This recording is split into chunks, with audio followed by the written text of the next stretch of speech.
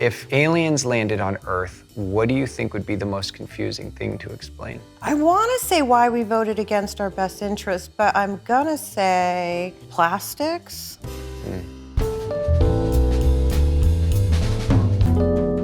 Hello, and welcome to Grave Conversations, the only show where your favorite celebrities get to lie down. I'm your host, David Dastmalchian. Today's guest is someone that we hope isn't in a casket again for a very long time.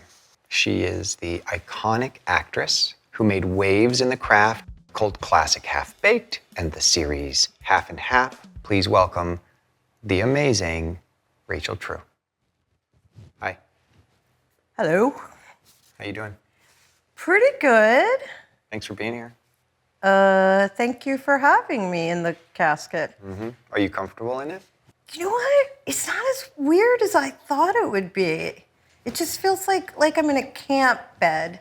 It's kind of comfortable. A camp bed, I can't imagine a better description than that. It totally reminds me now of like being in the bed in camp. I mean, I think in America, we don't really talk about what happens after we're gone enough. So this is my first time ever being in a casket.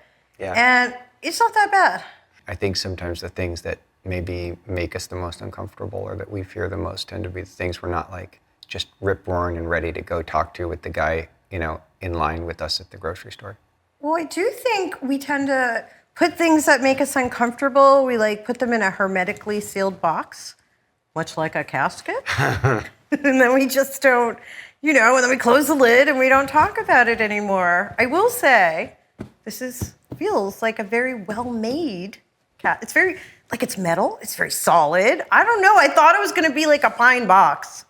Rachel, I would like to ask you the most difficult questions of your entire life. This is a segment we call Questions You Need to Answer Before You Die, or as my Aunt Judy calls it, quintabid.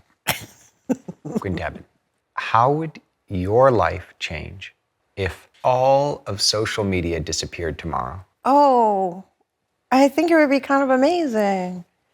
I mean, I'm grown enough to remember a time before there was social media, and I see so many great things about being connected to the world and all of us being interconnected. Seeing the Arab Spring on there was amazing, but it's a literal, talk about a death trap. Social media, it's just sort of emboldened a lot of people to speak up in a way they never would in person, and so I'm not actually on a lot of social media. I think that my life wouldn't change that much, but I think if everyone got off social media, everyone's lives would be a little lighter and a little happier. Good place for recipes. Yes. If you were stuck on a desert island and you can only bring one Oscar-winning actor, who would it be?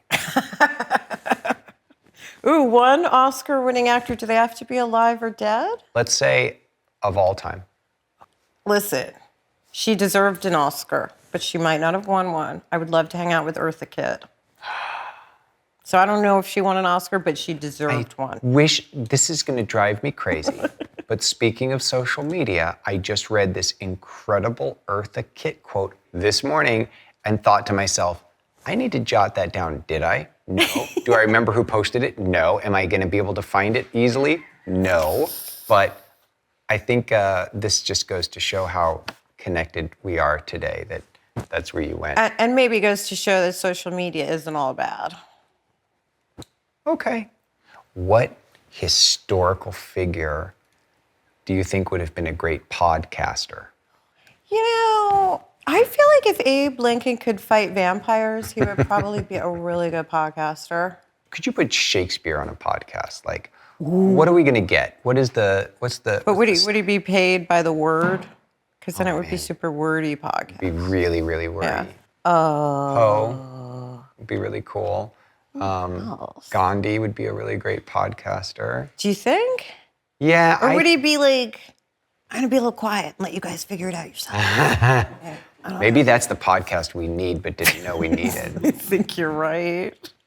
That's the biggest, most genius move ever. There's this podcast that everybody's listening to right now, and it's nothing like it. I would love to hear Albert Einstein on a podcast. Einstein would be a fascinating podcast. Carl Jung, without the racism, on a podcast. Can we just lose that part, Carl? We'd love to have you. This thing called a podcast. Millions of people are going to listen to you on the daily. Just need to lose the racism. Yeah, if you lost the racism, I think it'd be great podcast. Got a lot of good ideas. Collective unconscious. I think Freud would kind of be a drip on a podcast. Like, it's your mother. I don't want to listen to a podcast about my mother. I don't want to listen to a podcast about your mother either. This whole experience is rocking you to your core. Is there anything that's been on your mind lately? Anything that you're working on lately? Anything you've been thinking about lately, creating lately that makes you feel alive? Oh, well, I'm working on my second book. And it's a book targeted at like highly sensitive people and empaths, right? And I had been thinking, oh, well, you know, we're at an advanced place. Maybe, do we need another book on empathy? And now, based on things that have happened in my life and in this country, I'm like, yes, we very much need a book on empathy. Feels kind of fun. Like, I like being an artist, whether it is writing or acting or all creative things make me feel alive, even while I'm lying in a casket. The reason we're here today is to normalize conversations about death and dying. And are you ready to talk about end of life celebrations, funeral planning, all that kind of stuff? Like right now or like Right in now. general? Like right now. Sure. Very enthusiastically, said Rachel True. I'm just clarifying the boundaries. It's time for this segment that we call Death Wish. Rachel, how would you like to die?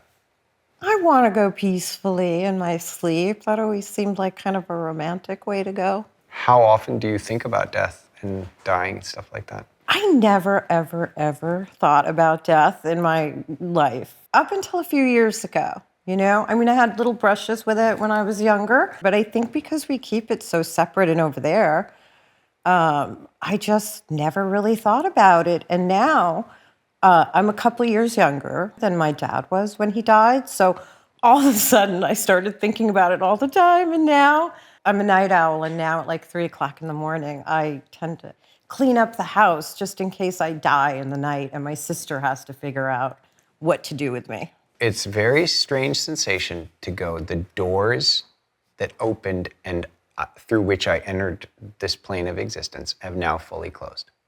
The only doors that are remaining open now are the ones that will find me laying in a casket. That's kind of an interesting reality. Have you ever thought about like your own funeral, what you would want that to look like?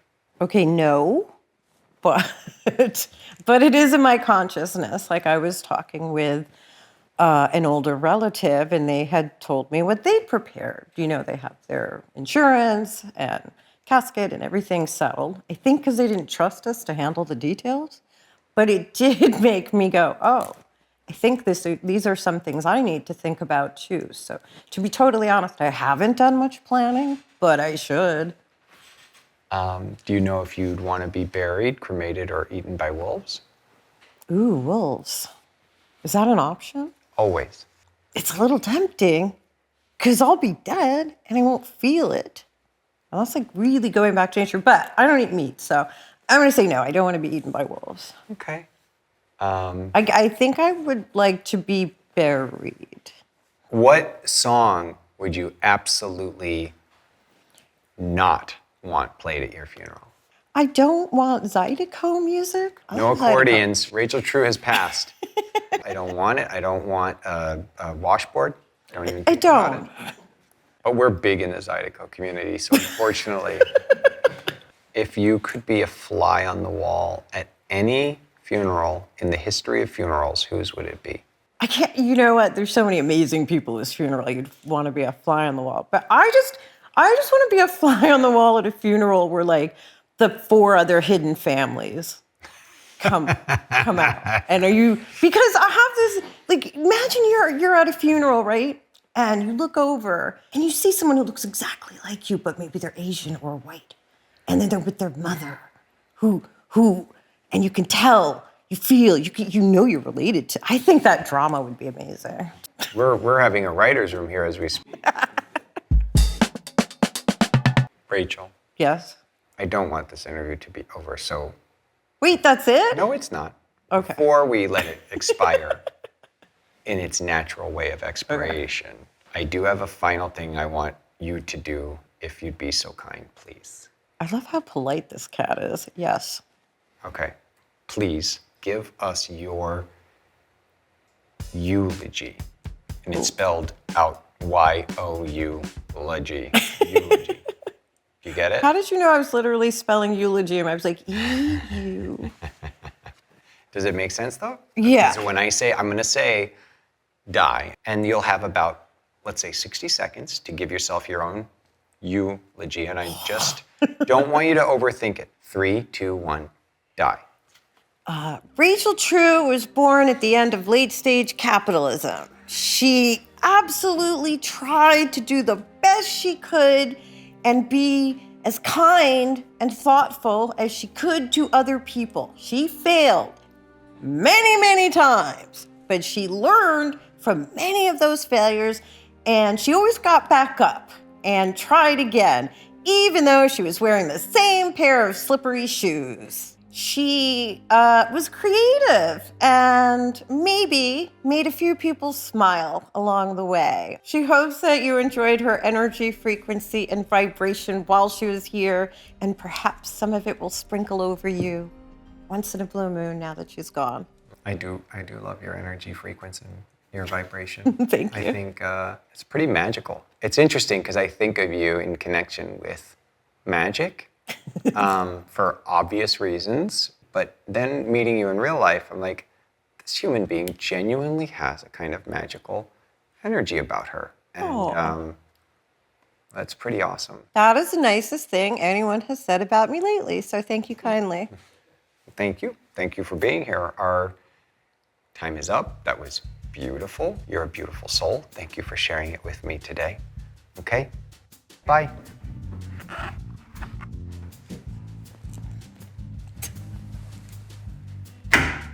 Oh. It's very solid. Do I get to get out now? or is this like where I live now? I live here. This is actually the size of a studio apartment in LA.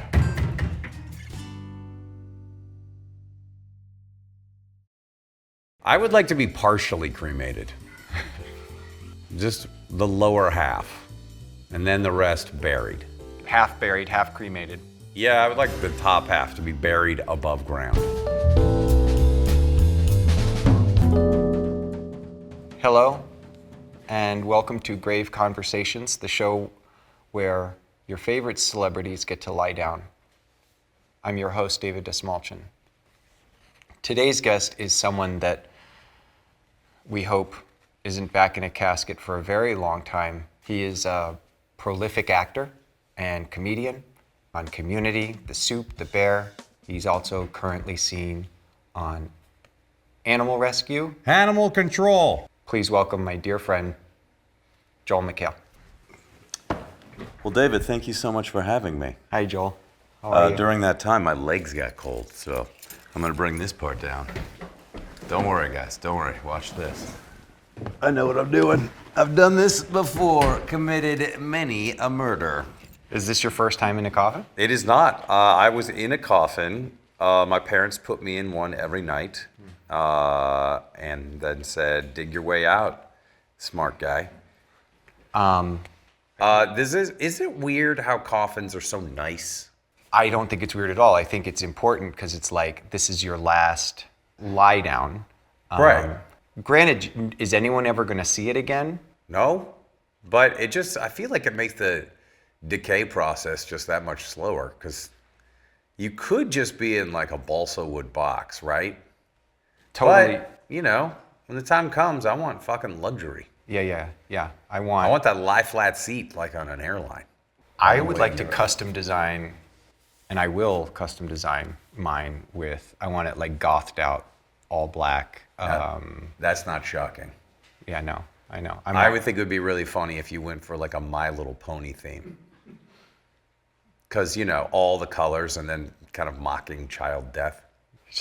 So Joel, Are you trying to get to the questions? I do open the conversation with a segment that is called Questions You Need to Answer Before You Die, or Quintabid. That's what the kids are calling it these days. Great. When was the last time you had a good Reuben? A good Reuben?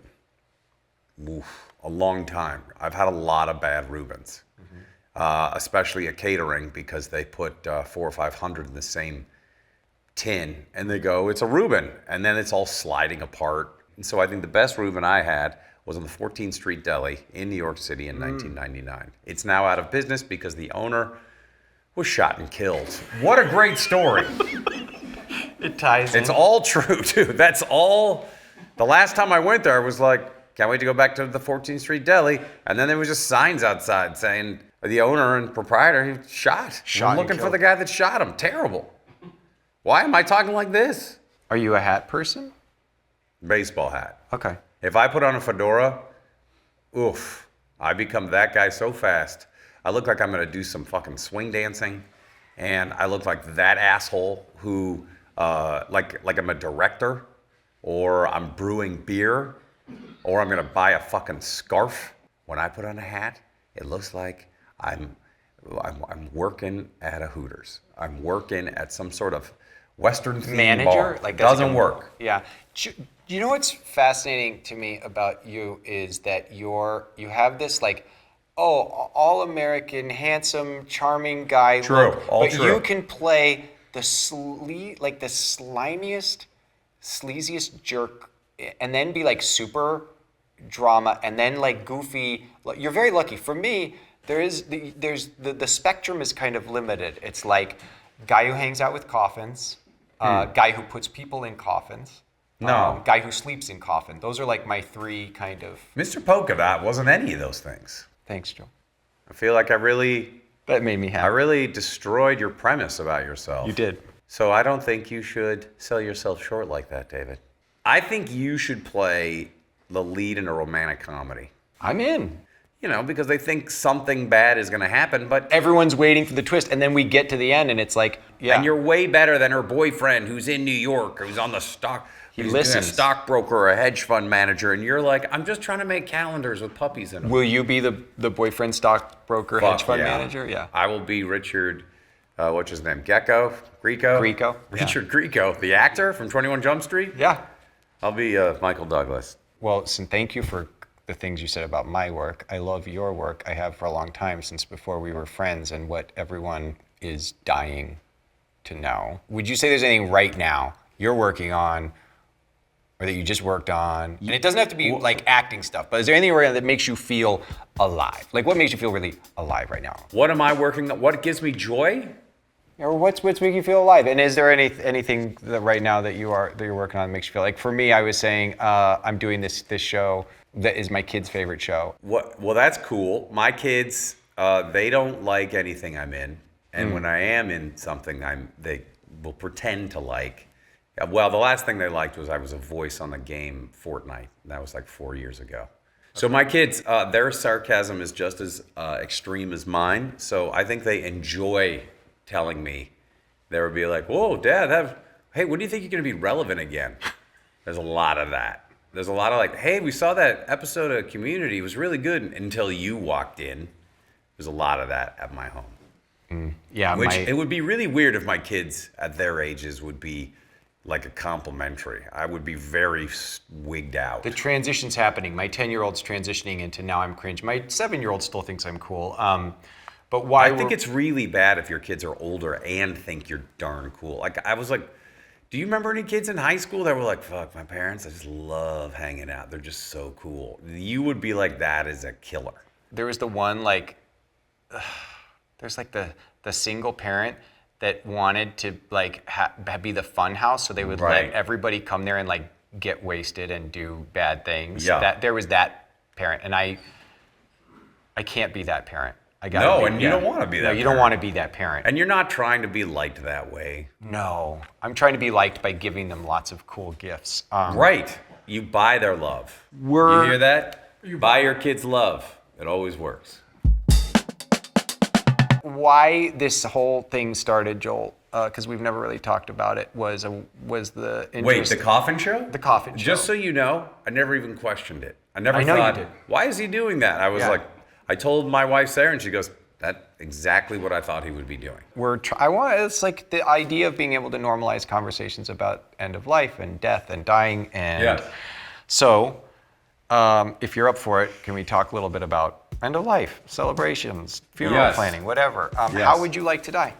Boy, I don't know. I'm guessing like a full Viking funeral, where I get all my stuff together in one pile, and then they put my body on top of that pile, and then they burn it, Yeah. and then my wife jumps on top of that burning pile.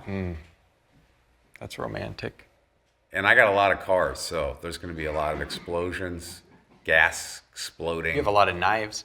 a lot of knives. People Those don't are know gonna that heat up about and you. melt. Is that private information?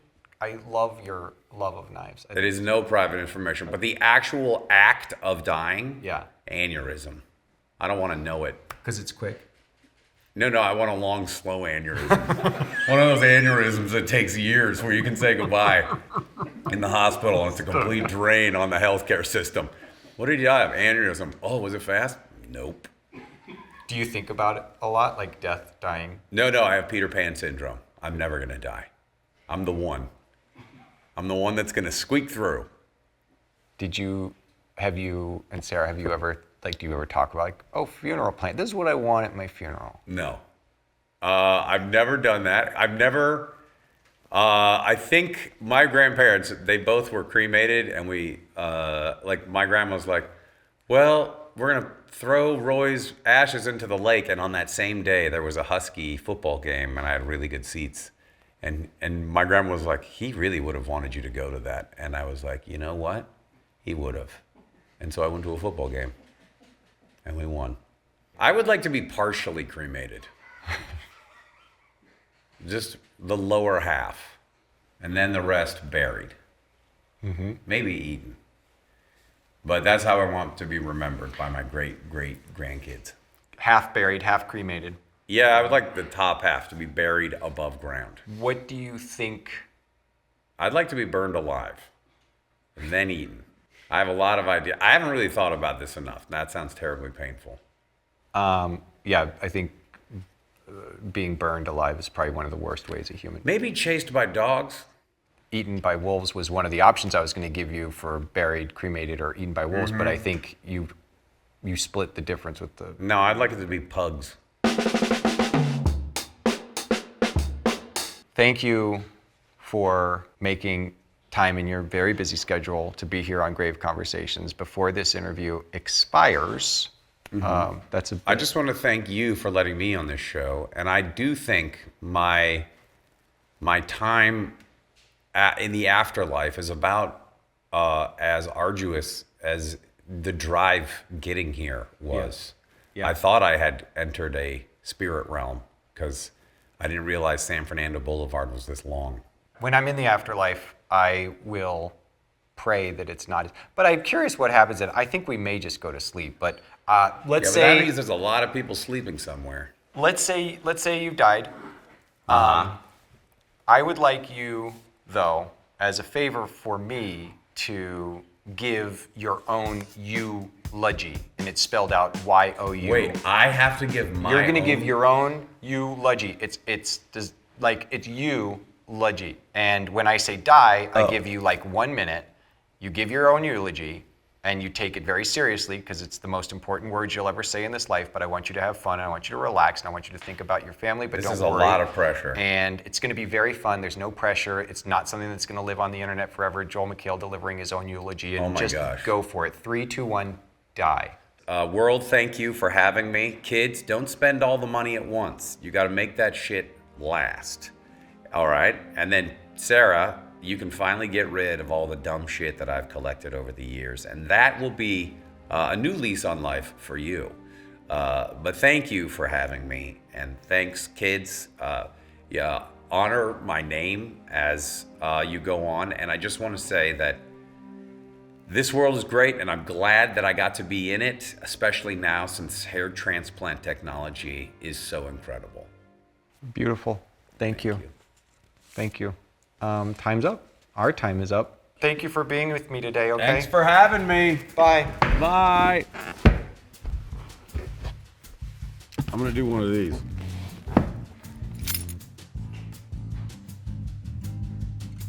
Thanks to the crew. Seemed like a really tight bunch who got a lot of shit done in a real short period of time. And I wanted to be here earlier, but ironically, I was dropping my own kid off at school. He got hit by a car, so that's the irony. Funeral next week.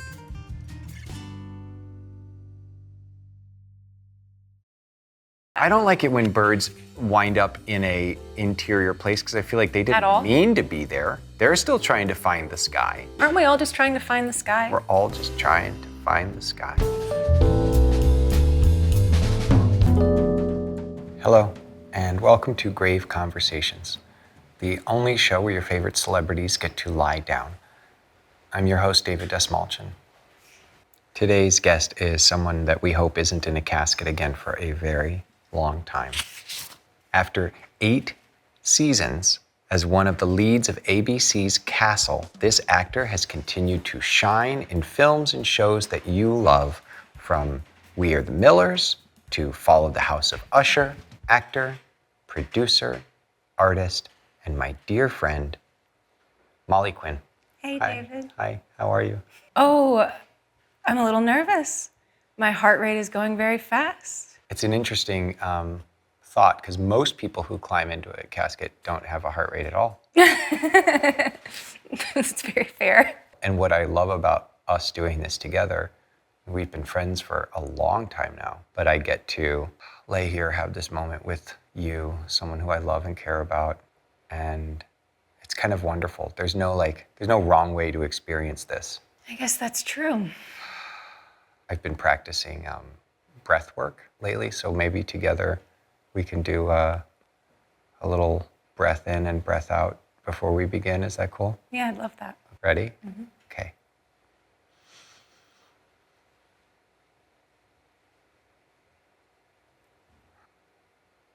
Hi. Hello. Thanks for being here. Thanks for having me. I need to, because it's my job and my responsibility, my honor and my privilege, to ask you some impossibly difficult questions, queries that will make you question the very nature of time and space. You may never look at reality in the same way again. It's a segment that we call Questions You Need to Answer Before You Die, or as slamming your palms against a keyboard calls it, quintabid. All right, hit me, dog. How long should a water balloon fight actually last? Realistically, and hoping for the most fun, with like good water balloons, and by that I mean like the water to elastic ratio is right, so they're not so heavy that they're falling out of your hands and splatting, but you know they have enough lift where you can really like nail someone in the back, get a nice splash. 15 to 20 minutes. 15 to 20 minutes? Only water in the water balloons? Yes. Have you ever been to Akron, Ohio? No? Why not? It's a great question. I don't know.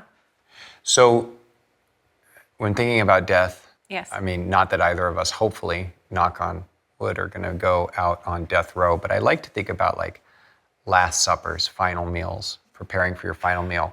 What is the meal before your final meal? The meal before my final Not meal. your final meal. What's the meal before? Do I know that my final meal is coming? Let's say yes. I would love for my husband to make me a ground chicken stew over rice with a lot of ginger. The meal you love almost enough to make your final meal. Almost. You're going to take me on a walk somewhere that I've never been before, but you don't get to ask me if I've ever been there before. Where are you taking me? I would take you to Copenhagen. And we'd walk everywhere because one of the most beautiful things about that place is you can. Really quick thought about the question. We're ghosts. You get to take me on a walk anywhere you want, but it's not Copenhagen. Right. Anywhere you want. As ghosts, where are we walking? Mom? As ghosts, we're going to Versailles. Yeah. And we're going to live there. And we're going to make all the fountains work. Because ghosts can do all types of things. Water ghosts. Ghosts can do kinds of stuff that people don't even realize. Yeah. And that's where we'd hang out. And we'd scare all the tourists. Those are some good questions to answer before you die. I mean, I made it about me because I love you and you're my friend. So I'm like, where are you taking me? Yeah. I should have asked you, what are you going to feed me for the meal before my final meal? Do you know how to juggle? I do not. Why not? I was never given a good teacher. But you were given A bad teacher. Yes. I was given a very bad juggling teacher. There's a movie called Bad Juggling Teacher that I need to write. Yes, go write it. Write it right now. And I'm going to play him, Yeah. Do I get to play Molly? of course, the student of the bad juggling teacher. Nice. Thank you. Do you feel like I really put your feet in the fire there?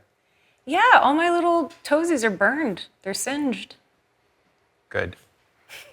Is there anything right now, at this moment in your life, that you are working on, dreaming up, creating, crafting, manifesting that makes you feel alive?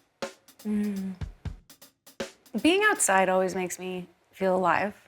But I guess something I'm really happy about is I do a little podcast series called Unlicensed, Season 2. It's out right now. Just recorded Season 3. It's with a bunch of people that I genuinely love working with. It's a group of people that helped me at a pivotal time in my life become a better person. I don't take my friends for granted. And every time I work with my friends, that's when I feel most alive. The reason we're here is to normalize conversations about death and dying. And I'm grateful for your willingness to be here and be vulnerable and talk about it. Are you willing to talk about end-of-life celebrations, funeral planning? Yeah, you got me in a casket, so I think I'd talk about anything you want. It's a segment right now that we call Death Wish. Just questions, and you feel free to say your answer. If you don't like one, you can pass on it. And if you love one, please be sure to tell me that, because I like validation and approval, and especially high praise. Number one, how would you like to die? I'd like to die in the sun, but not from like a heat stroke type of way. I would just like to know that the end is coming with enough time to move my body into the sun. How often do you think about death, dying? Too often. Have you ever thought about what your own funeral would be like? Have you ever done any funeral planning for yourself? Dramatically in my own head. I've dabbled with how it could go. Ever since I was really young, felt that I was going to die when I was 17. And I didn't die when I was 17. I had some big life changes happen in that year, which was eerie. But so every year after, I've really felt has been a gift. What do you think happens after we die? I think we return to the world. I've hoped that. I've hoped that when we disintegrate, that we're made useful by other things, and in that way, some could say we keep going, that there's a little bit of all of us and everything all around us. But I would just like to think that I get to be useful to this world that I've enjoyed so much. Oh no, I love that. I just to piggyback on that. Yeah. What is you get to pick one thing that you get to be useful to, not to be too gross, but let's imagine the one thing that might nibble some of the grass that was fertilized by the life force Yeah. that you left behind, Totally. or maybe even found your corpse and Yeah. ate it. What is that? Who are we? And it could be anything. Yeah. Who are we feeding? Well, wouldn't it be everything? Like my dream would just be to be left out at like the bottom of a tree, to slowly go in and let all the ants take their little bits, and the bees come down, and then I guess a coyote or a possum would eventually wander around and start getting at me. Coyote for sure. I think Yeah. possums maybe, are they I mean, are later they it takes a omnivorous? I while think to they're get through omnivorous. a whole person. I'm going baby kangaroo. I hope I'd feed a lot. Oh, baby kangaroo? They're I'm for the herbivores. scavengers. They're herbivores, but there's one baby kangaroo out there that could eat me as I lay upon the step.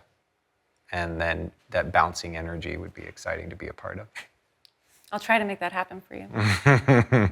You have to answer one of these three. You may have other options, but just of these three, which do you choose? Buried, cremated, eaten by wolves? Yeah, cremated. Okay. Yeah. And then scattered, smothered, covered, or Scattered. scattered, Very much in the Ouachita National Forest. which is? It's a big old forest out in Arkansas and Oklahoma. Beautiful place where I grew up camping. And it's where my soul's going to go when I pass anyway. So my ashes might as well be there too. Molly, Yes. thank you for being my friend. Thank you for being a part of my life. Thank you so much for being here on Grave Conversations. Before we plant this interview in the ground, I do have one final thing I want to ask you to do.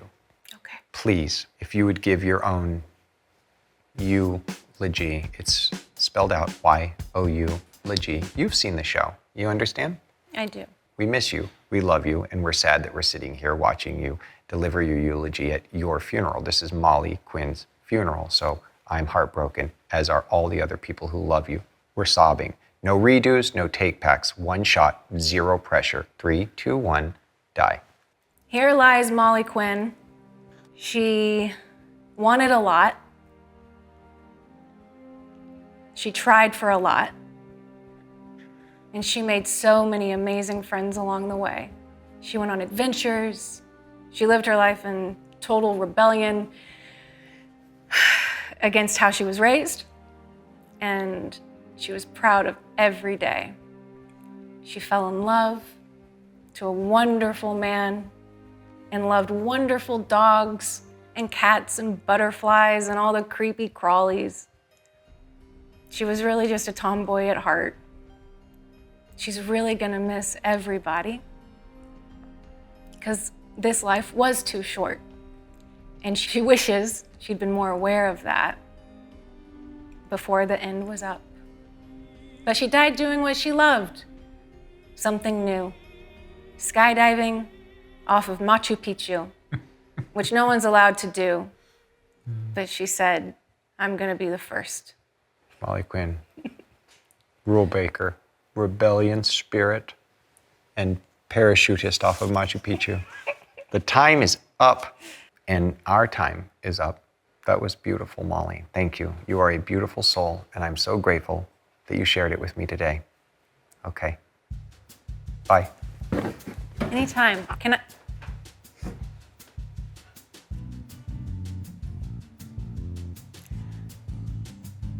I thought. Oh man. Okay. All right.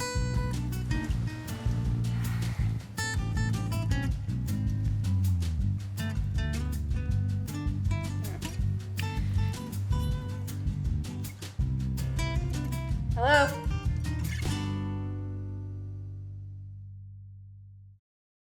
When I buried, I want to be buried just like Count Dracula.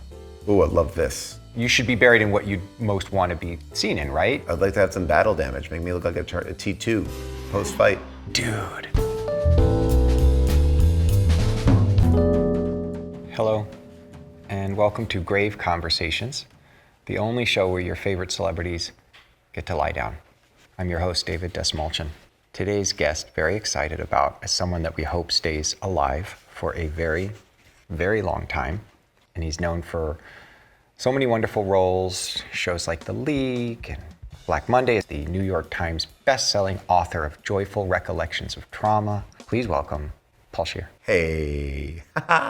Now I feel like I messed up my intro because I feel like I should have had my eyes closed. And when you said Paul Scheer, I opened them up. And that would freak people out. Whenever I see a person in a coffin, a casket, I'm waiting. Will those eyes open? It's never happened, but man, would that be a good prank. Here's the wonderful thing about death and like thinking about death, like for some people it's like the humor's the best way to get through it. For some, like me, I think I want everybody really sad at my funeral. Well, you know, it's interesting. My grandma just passed, and she was 97 and a half. great way to go. 97 and a half. That's a dream, man. That's amazing. No, everyone's like, oh, I'm so sorry. I'm like, don't be. And it's funny because there are certain things when I talk about her that are just locked in amber. It's almost like I think of life like a vinyl album in a way, that there are these tracks that are just kind of burnt in. And I think you aspire for a double album, but there are some people in your life who are like, oh no, this is just the album. I know these like 10 tracks. And when I talk about my grandma, these are the 10 tracks that we are gonna play. And it's hard to get like a later track in because it's like, no, these are the memories that we already have like locked for you. I feel like with our family, like her memories were locked in and have been locked in since I've been a kid. And I think we're both doing it. I know you are. I know you guys are creating an amazing album. I want my kids to savor that box set. I need to ask you the most important questions of your life, because what we've been talking about is just really inconsequetional and not the most important stuff. We've just been, over here, just been the top 10 memories of your life. But I do like the idea of being able to ask you the questions that maybe no one's ever asked of you, questions you probably don't have the courage to even ask yourself. This is a segment that we call Questions You Need to Answer Before You Die, or Quintabit, as I hate to call it. I love that. Quintabit, yes.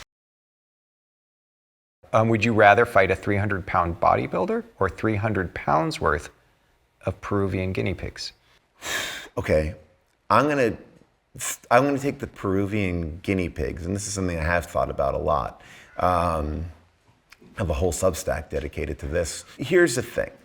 One hit from a bodybuilder, even if that bodybuilder is not a fighter, it's gonna hurt me, it's gonna take me down.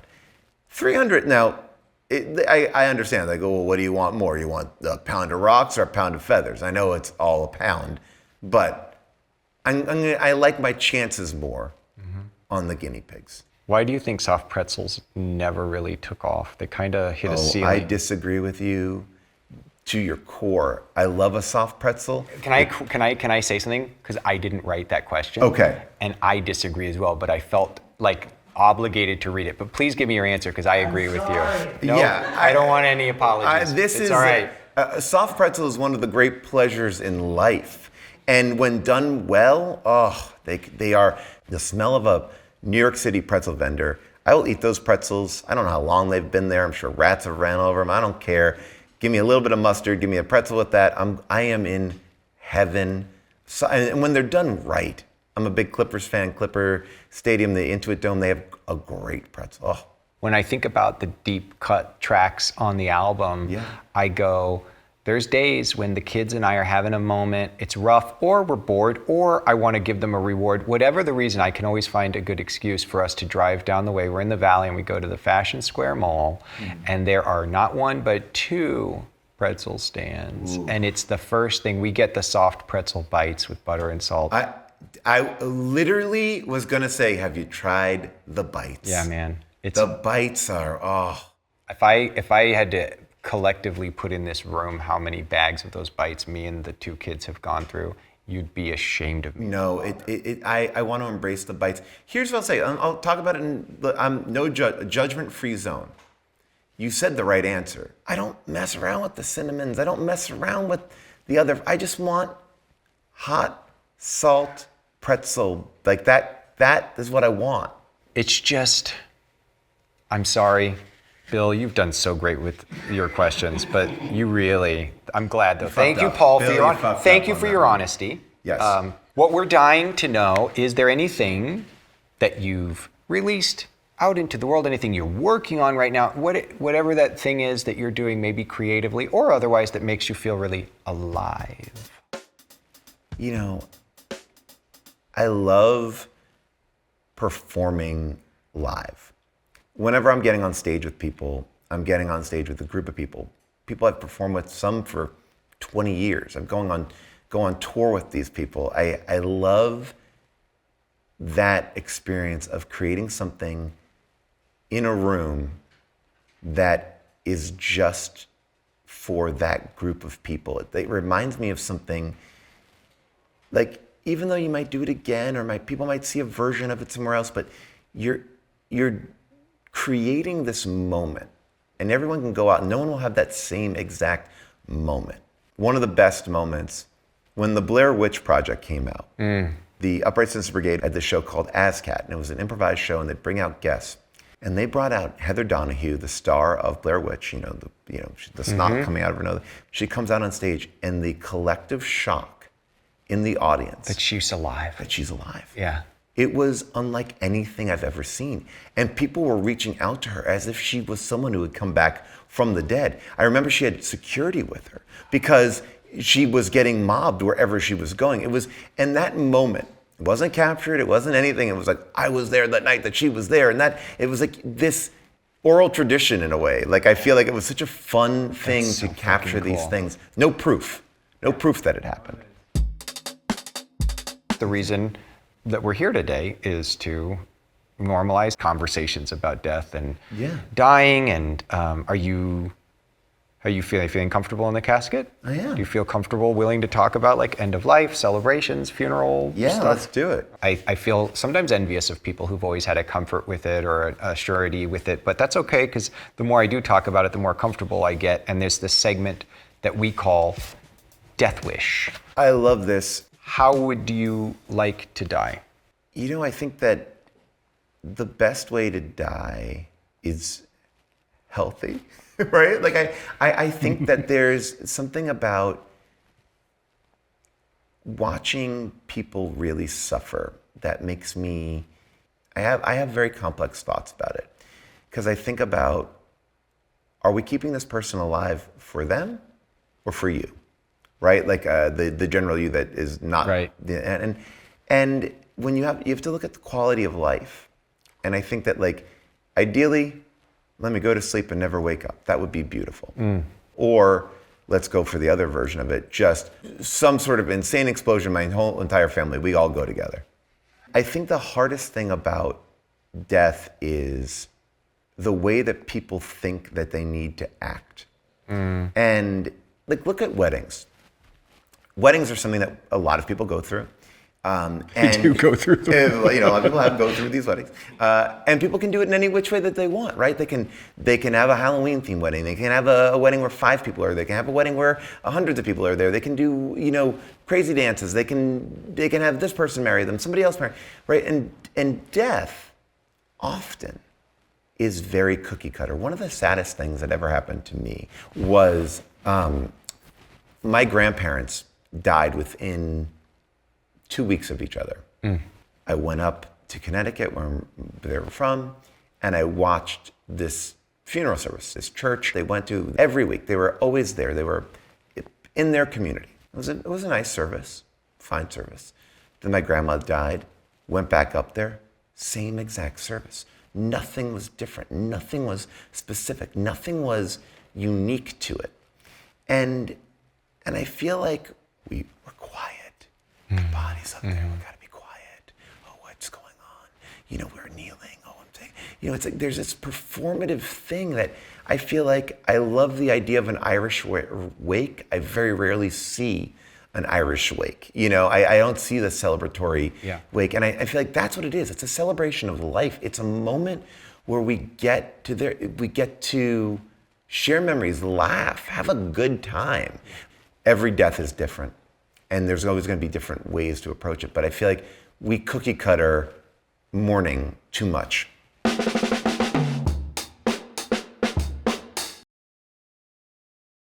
Well, thank you for being here on Grave Conversations. Yeah. Before we plant this interview in the ground, I do have one final thing that I wanted to ask you to do, please. Yes. Would you, Paul Scheer, give us your own eulogy? It's spelled out Y-O-U. I got it. I'll give you a cue. I'm going to say the word die, and when I do, you'll have 60 seconds. Okay. 3, 2, 1, die. Hey, everybody. I know that you all have a lot of things going on. Took off work today. Got to go pick up the kids.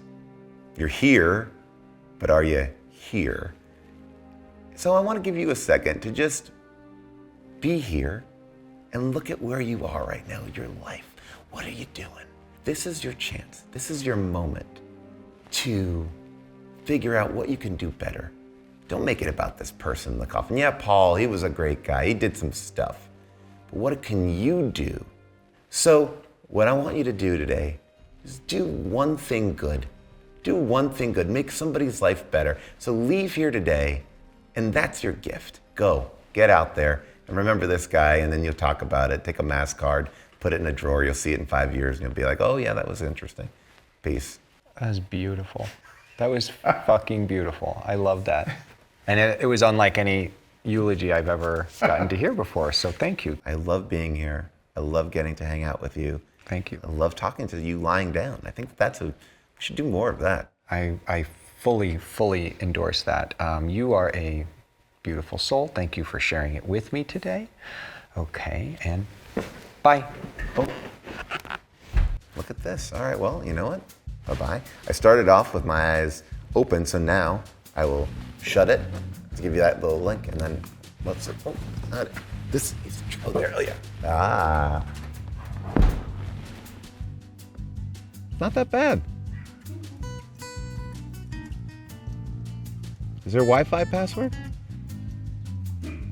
Just maybe like a cell phone service is a little tricky. Oh, I'm getting Minion Rush. Okay.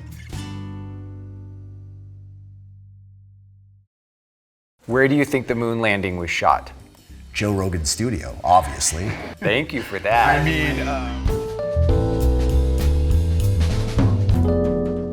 Hello, and welcome to Grave Conversations, the only show where your favorite celebrities get to lie down. I'm your host, David Dastmalchian. Today's guest is someone that I hope isn't in this position again for a very, very long time. He's an actor who has captivated horror fans for years, from Casper to Final Destination to the Chucky series. Please welcome Mr. Devon Sawa. Hi. hello. You comfy? I'm very comfy, surprisingly. It is surprising. It's a little weird. Never thought I'd be so comfortable. I was certainly nervous the first time I got into a casket, and there's something about, for me, it can feel good. And it's no judgment to people who don't, because not everybody feels comfy. I'm glad you do, though. Well, this is a trial run, actually, because I've always wanted to be cremated. Yeah. But I'm gonna, over the hour, feel this whole thing out, see if it's, something I want to do The right for a choice. while. Yeah. you Well, know? the great thing is, you have a lot of time to decide. Right? A lot of time. Yeah. And it's a good one, too. This is like, you guys didn't cheap out on the caskets. You went all out. This is You're right. full cushion. This is it's kind of an odd thing to say to somebody, hey, do you want to come line lay- a coffin. Do you want to come lie in a coffin with me for a while and just talk about life? Well, it was, I mean, you didn't have to ask me twice. It was a no-brainer. Like, come lie in my coffin. I was like, all right, let's do this. We're going to see a lot of screenshots of this because you look so good in the casket. Thank you. Welcome. Thank you. You're welcome. This could be the cover of another teen magazine. There it is. Like maybe like Casket Beat. Or Tiger. I was trying to find the Tiger Beat. Yeah. Got That's it, right? Casket Beat. Yeah. Casper Beat. This is your first interview in a casket, then? It is definitely I didn't- for sure it's my first interview. Cool. in a You've casket. done so many interviews in your career, I'm sure, True. but this is the first one. I'm proud to say that I get Devon Sawa's first casket interview. I hope that you're ready. This is a segment as we start off the show that we call Questions You Need to Answer Before You Die, or Oh my God, I'm so nervous. Quintabid for short. It just kind of rolls off the tongue. Don't be nervous. Don't be afraid. Well, These are only are like you the supposed most to- important questions you've It ever feels been right asked. to hold my hands. How do you hold your hands When I'm laying, when you're laying? Do you do it in so the... I have the benefit of having my cards, my cue cards, but when I lay them down, like let's say you're telling a story, I'm just listening to you. It depends what I'm wearing, but I'll interlace the fingers sometimes. It's always at the chest or somewhere around the sternum. Right? Do you get really socially anxious before you throw a frisbee? Yes. Yes, Mm-hmm. I do. Yeah. I get so much tension. A frisbee. Yeah, because I can never seem to throw it right. I know how to do it, but I don't know whether I'm going to do it right at that moment. It's humiliating what I to mean? me how effortless it looks to people in the park. And then when I go to throw a frisbee, it never goes the way I want it to go, or if it's just It kind of hooks to the ground, right? it's never come to me easily. Crazy. If you had to be a car, what kind of car would you be and why? It feels like I should be an old jalopy. Is that a car or a type of? The type, that's okay. I like it. Like the old beater. Like that's what this moment feels like right now. Something old and Interesting. To me, if I was making cars, yeah. I would absolutely cast you as like the cool Mustang, Not the new the older Mustangs, right? but in good shape. Not the jalopy version of the Mustang. The jalopy. Devon Sawa Mustang is like stunning. Newish. Dave Dastmalchian hearse. What The happened? frisbee thing is, that was a good start of questions. Did you ever see a fly on an airplane? How fucking confused do you think that guy is when they land in Sydney? I have never seen a fly in an airplane. I've seen a lot of pets on airplanes, and I think the same thing though. Like that cat got into its carrier, in Tulsa, got on the plane. It's in Bangkok all of a sudden. Right. It's like, where the fuck am I? Would you rather be trapped in a room with one bear One bear. or 8 raccoons? I don't feel like the raccoons would be a problem. I think they would be fun. I agree. I think there's a problem with that question. I'm going to rephrase it. Would you rather be trapped in a room with one bear or 80 raccoons? 80 raccoons. Isn't there like something, they did a poll and like 5% of Americans think they can actually take a bear. I don't know about that poll, but I'll tell you something that's kind of scary about, like, there is a poll of women. You're trapped in a space. Would you rather be trapped with a strange man or a bear? The majority chose the bear. Sad. That's sad. But I would go with the raccoons. 80 Raccoons? raccoons over the bear. Okay. Where do you think the moon landing was shot? Joe Rogan's studio, obviously. Thank you for that. I agree. In the basement. Thank you. Honestly, like all of those, you and I have a lot of similarities in the way our brains work. But the reason, obviously, why you're here is to talk about things like death and dying. And I want to really, get comfortable putting your feet in the fire. What we're dying to know right now, though, before we go to more death stuff, is there anything that, like, you're working on right now, or that you will be sharing with us soon, or that you've worked on recently that really makes you feel alive? Yes, I did a movie in New Zealand called Hard Eyes that I'm really, really excited about, and it makes me feel alive.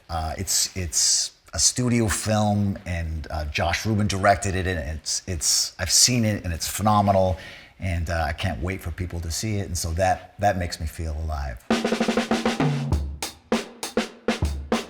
So, Devon, it is time. We're trying to finally normalize conversations about death and dying. Are you ready to talk about end-of-life celebrations, funerals, funeral planning, stuff like that? Yeah, let's do it. Let's talk about death.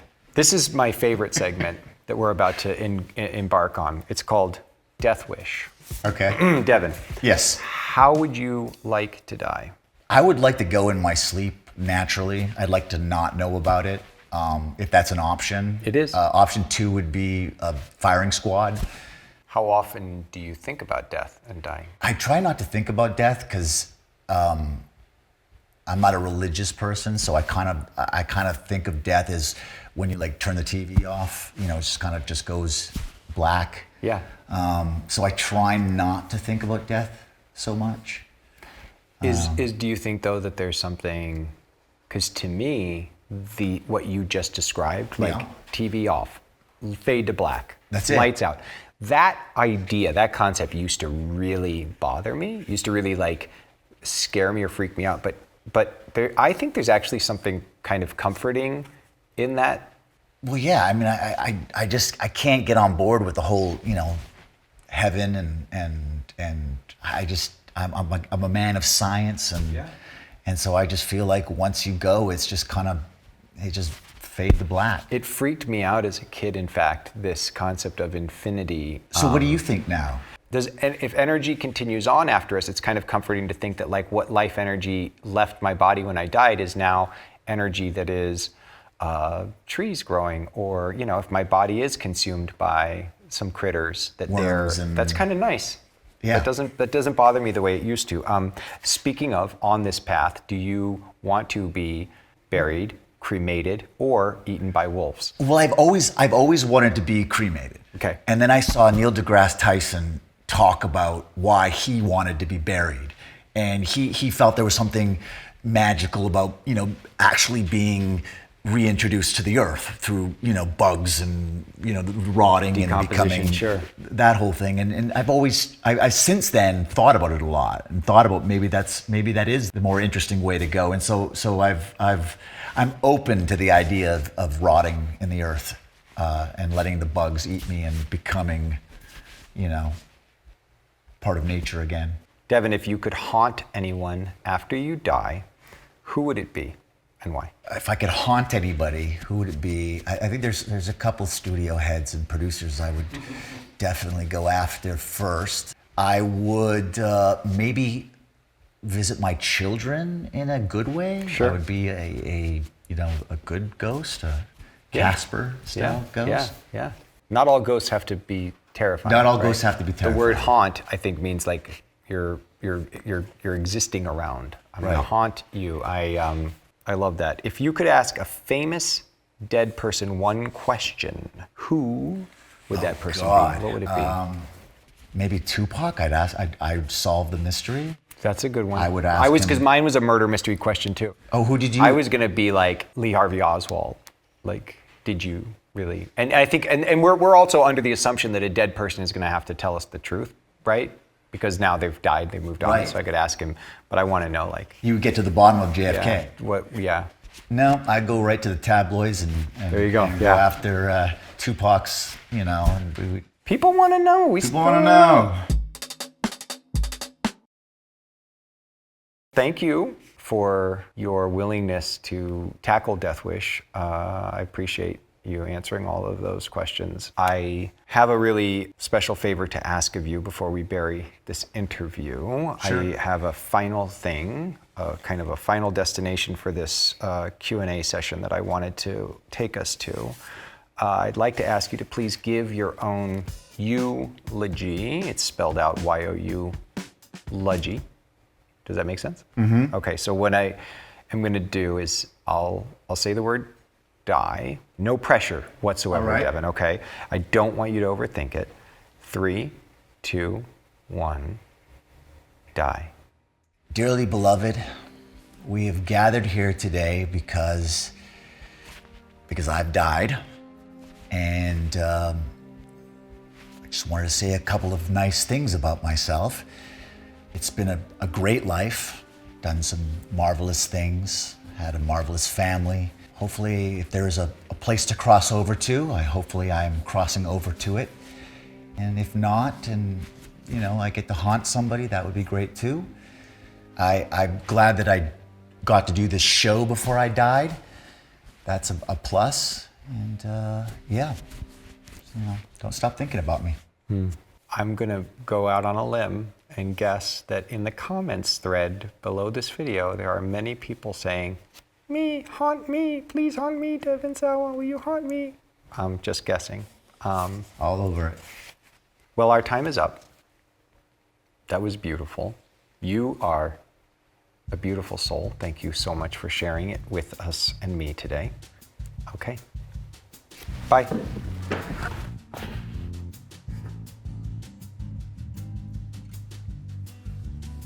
Do I just stay here? Hello? Hello? Guys? All right. Well,